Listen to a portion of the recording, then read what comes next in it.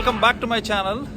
ఈరోజు నేను మిమ్మల్ని ఒక ట్రైన్ బ్లాక్ చేయబోతున్నాను అనమాట. అదేంటంటే చెన్నై టు కోయంబత్తూరు శతాబ్ది ఎక్స్ప్రెస్లో తీసుకొని పోతున్నానండి.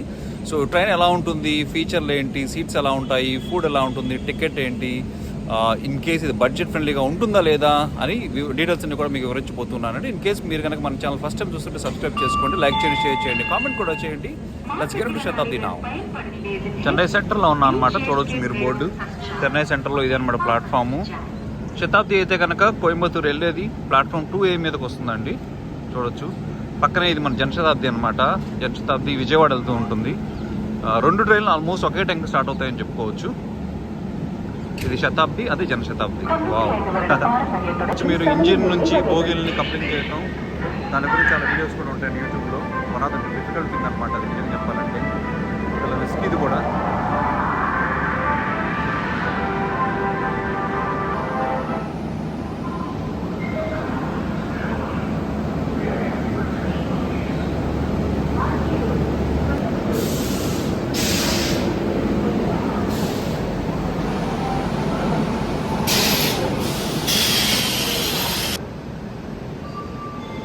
శతాబ్ది ఎక్స్ప్రెస్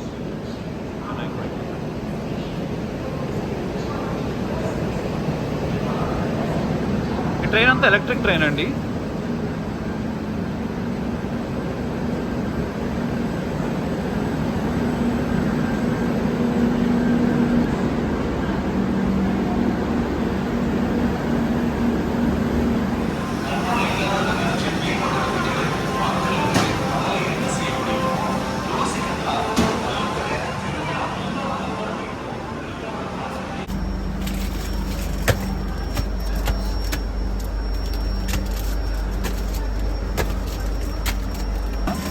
नहीं अभी चाय कॉफी लगे. चाय कॉफी ओके.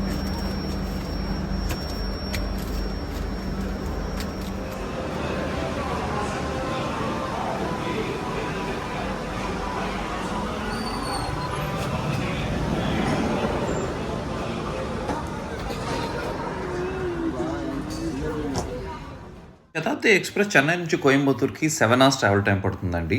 సో ఫస్ట్ నేను సీట్స్ టైప్స్ గురించి చెప్తాను. 2 రకాల రిజర్వేషన్ ఉంటాయి ఇందులో. ఒకటి ఏంటంటే ఎగ్జిక్యూటివ్ కోచ్, రెండు ఏంటంటే చైర్ కార్ అనమాట. ఇప్పుడు ఎగ్జిక్యూటివ్ కార్ గురించి నేను మీకు చూపిస్తాను. ఎగ్జిక్యూటివ్ కార్ టికెట్ ప్రైస్ అయితే కనుక సూపర్ హైగా ఉంటుందండి. 2000+ అని చెప్పుకోవచ్చు. అండ్ ఇక్కడ మీరు చూస్తే కనుక ఫేర్ బ్రేకప్ ఏంటంటే 1450 రూపాయలు టికెట్ కాస్ట్ అయితే కనుక అందులో 420 రూపాయలు ఎక్స్ట్రా క్యాటరింగ్ అనమాట. క్యాటరింగ్ ఎలా ఉంటుందంటే మీరు కనుక పొద్దున్నే ట్రావెల్ చేస్తుంటే మీకు బిస్కెట్లు, టీ ఇస్తారు మన ఎక్కగానే. ఆ తర్వాత బ్రేక్ఫాస్ట్ కూడా ప్రొవైడ్ చేస్తారు. Both veg and non veg both options ఉంటాయన్నమాట. అదే మీరు ఆఫ్టర్నూన్ టైంలో ట్రావెల్ చేస్తే కనుక మీకు ఈవినింగ్ స్నాక్స్ లాంటివి ఇస్తారు. అండ్ దెన్ నైట్ డిన్నర్ కూడా ప్రొవైడ్ చేస్తారు. అదే లంచ్ టైంకి ఉంటే కనుక లంచ్ కూడా ఇవ్వడం జరుగుతూ ఉంటుంది. ఎగ్జిక్యూటివ్ కార్లో కాకుండా మామూలు చైర్ కార్ నేను ట్రావెల్ చేసిన అయితే కనుక అండి టికెట్ అయితే 658 రూపాయలు అనమాట.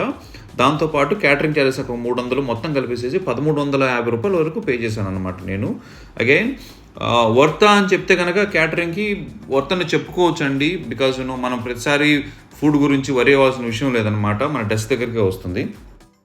సో ప్రతి సీటుకి అయితే ఒక న్యూస్ పేపర్ అండ్ మ్యాగజైన్ ఇచ్చారండి. ఇంగ్లీష్ అండ్ దెన్ తమిళ్ రెండు అనమాట.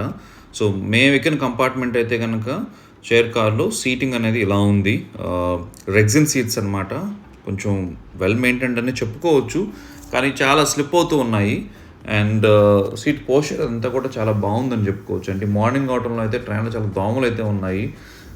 శతాబ్దిలో నేను లాస్ట్ 4-5 yearsలో చాలాసార్లు ట్రావెల్ చేశానని చెప్పుకోవచ్చు, కానీ శతాబ్ది స్టాండర్డ్స్ అయితే కనుక అంత గ్రేట్గా లేవండి. టు బీ హానెస్ట్ నా ఎక్స్పీరియన్స్ షేర్ చేయాలంటే కనుక విండోకి అయితే కనుక ఇలా బ్లైండర్స్ అని చెప్పుకున్నాం, షేడ్స్ అయితే ఉన్నాయండి. ఎండ వచ్చినప్పుడు అయితే కనుక కిందకి లాక్కోవచ్చు.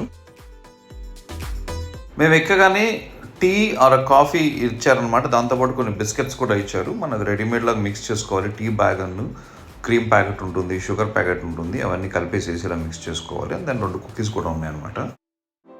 ఒక అరగంట ఆగిన తర్వాత బ్రేక్ఫాస్ట్ సర్వ్ చేశారు. నేను నాన్ వెజ్ బ్రేక్ఫాస్ట్ అయితే ఆర్డర్ పెట్టాను అనమాట. సో అందులో అయితే కనుక ఈ బ్రెడ్ స్లైసెస్ ఇచ్చారు, దాంతోపాటు ఒక ఆమ్లెట్ అండ్ బాయిల్డ్ వెజిటబుల్స్ ఇచ్చారు. మీరు చూడవచ్చు ఇక్కడ. సో మనం కూర్చునే దానిపైన ఇలా లైట్స్ ఉన్నాయండి. ఇన్ కేస్ మనం నైట్ ట్రావెల్ చేస్తే రీడింగ్కి యూజ్ అవడానికి. అంటే ఇది ఛార్జింగ్ సాకెట్ అని చెప్పుకోవచ్చు. లంచ్ అండి యాక్చువల్గా మేము రిటర్న్ అయ్యేటప్పుడు ఈ లంచ్ మాకు ప్రొవైడ్ చేశాను అనమాట. కాకపోతే మీకు చూపిద్దామని చెప్పేసి నేను ఇది రికార్డ్ చేశాను.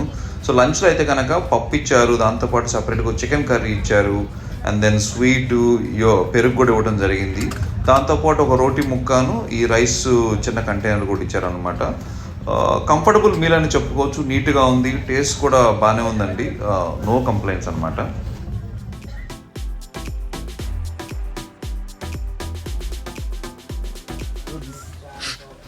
What is it, bro? Mark.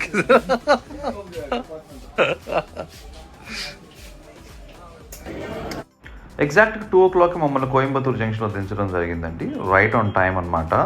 So overall experience అయితే కనుక 3.5 out of 5 ఎక్స్పీరియన్స్ అని చెప్తాను నేను. అండ్ వాల్యూ ఫర్ మనీయా అని చెప్తే కనుక ఎగ్జిక్యూటివ్ కార్లు అంటే to be honest not worth. But Vande Bharat లాంటి ట్రైన్స్ వచ్చిన తర్వాత శతాబ్ది కొంచెం ఫేడ్ అవుట్ అయింది. బట్ డెఫినెట్లీ గుడ్ ఆప్షన్, మంచి ఎక్స్పీరియన్స్ అండి.